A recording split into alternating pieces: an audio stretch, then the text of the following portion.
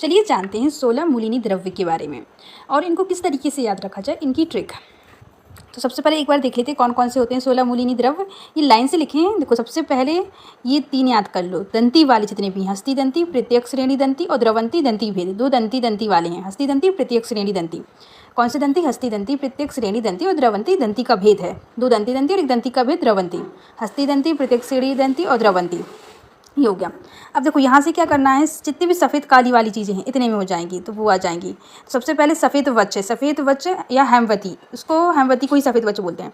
फिर 2 लिखना है काला निशोध, सफ़ेद निशोध। काला निशोध को श्यामा बोलते हैं, समझ ही में आ रहा है, श्यामा मतलब काला निशोध। और सफ़ेद निशोध त्रिव्रत को बोलते हैं, सफ़ेद निशोध। फिर श्वेतनामा, श्वेतनामा था तो श्वेत अपराजिता। और फिर सप्तला, सप्तला हो गया, इसके बाद सप्तला।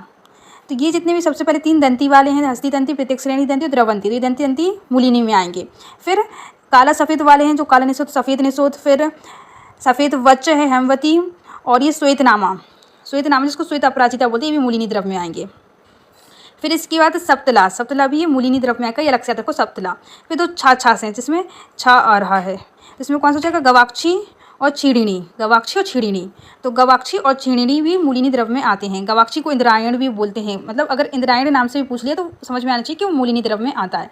और छीड़िणी को बोलते हैं स्वर्ण छीणी। तो यहाँ तक हो जाएंगे। अब इसके बाद ये याद रखना है, तो इसकी एक ट्रिक अलग से है। ज्योतिषमती, स्वर्ण के समान ज्योति चमक रही है, तो ज्योतिषमती, स्वर्ण के समान ज्योतिषमती, तो ये मूल आता है, मूलिनी द्रव्य में आता है ज्योतिषमती। स्वर्ण के समान ज्योति चमक रही है, जिसको मालकांगनी भी बोलते हैं। ज्योतिषमती को क्या बोलते हैं? मालकांगनी। तो स्वर्ण के समान ज्योति चमक रही है और उस ज्योति से बहुत सारी रेस निकल रही हैं, और ऐसे भी नो रेस के ग्रुप को बीम बोलते हैं। तो ज्योति से बीम निकल रही है, बीम, ठीक है। तो इस तरीके से याद हो जाएगा। बिंबी, बिंबी से कुंदरू, कुंदरू, बिंबी को कुंदरू भी बोलते हैं। तो बिंबी से हमें क्या दिखा? कंद दिखा, तो याद हो जाएगा बिंबी को कुंदरू भी बोलते हैं। और भीम से हमें क्या दिखा? सड़ा हुआ पुष्प दिखा, तो इससे याद हो जाएगा सर्ण पुष्पी। सड़ा हुआ पुष्प दिखा तो इससे हो जाएगा सर्ण पुष्पी। तो सर्ण पुष्पी को वन सनाई भी बोलते हैं। तो याद रखना, जो सड़ा हुआ पुष्प है वो वन में सना हुआ है, किससे? कीचड़ से। तो सर्ण पुष्पी को वन सनाई भी बोलते हैं।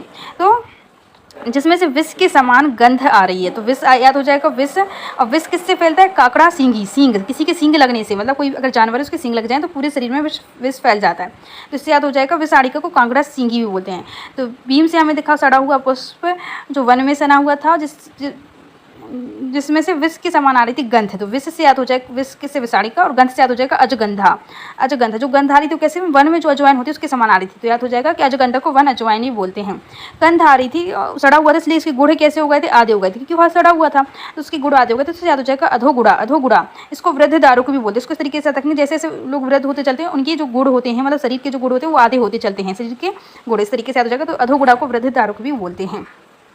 ये द्रव्य है। सबसे पहले तो मूलिनी द्रव्य में फिर से देखते हैं। तो सबसे पहले कौन से दंती वाले याद रखो? हस्ती दंती, प्रत्येक श्रेणी दंती और द्रवंती, ये हो जाएंगे।